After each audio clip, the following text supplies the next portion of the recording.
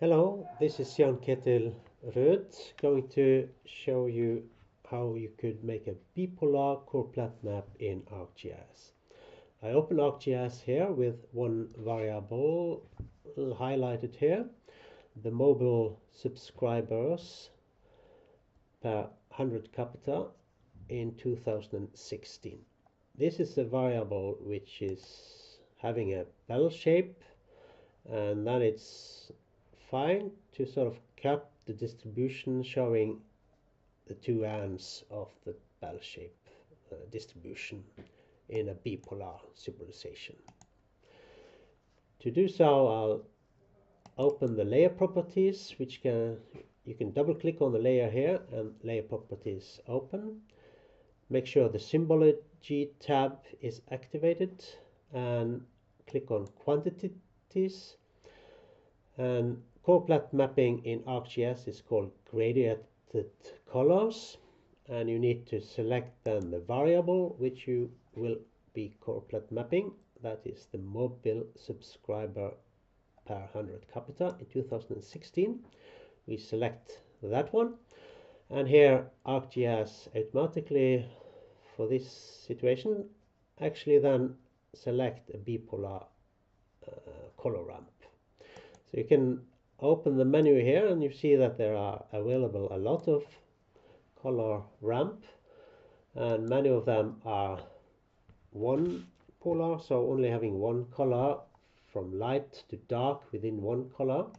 But you can also notice that there are some of them which ranks from, let's increase the numbers of classes here, from dark blue, for instance, via neutral color with typically yellow here, and up to dark blue. So this is a nice thing to highlight the two ends of a normally distributed or bell-shaped variable.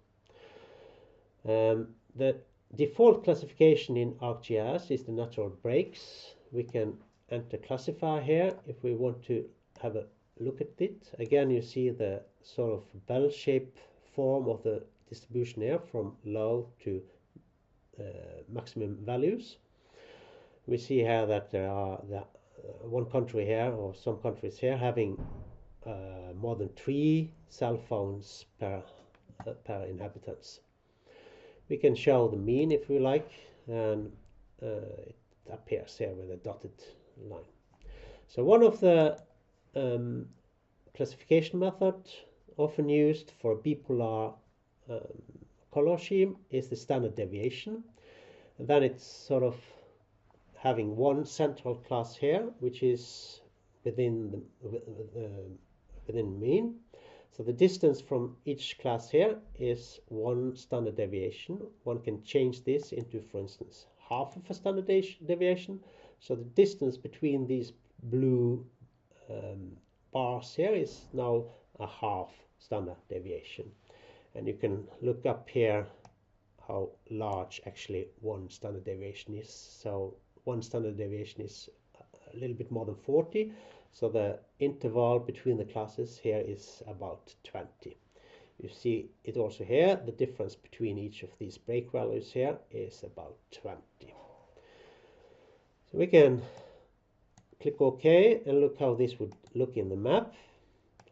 Now, something you will see here is that there are some countries, Western Sahara and some Greenland and some other places, small island states, where we have missing data and which is then excluded from the map, which doesn't look too nice. So let's go back to the classification dialog, and we have here a tab called exclusion. We can click on that one and make a query that special values for our variable here, which is having a no data, that is null.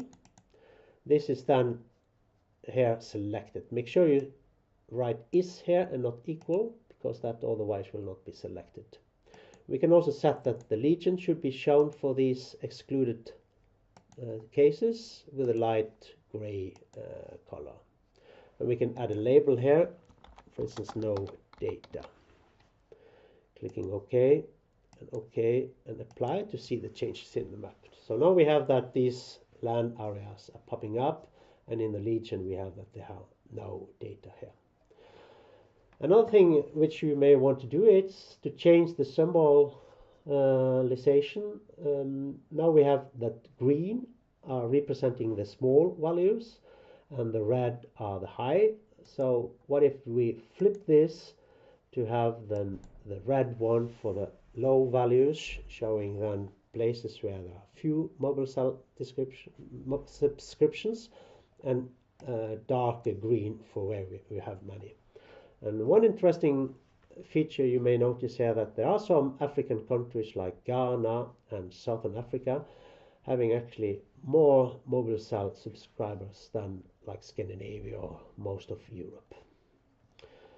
So that was all about bipolar symbolization in ArcGIS. Thank you for listening.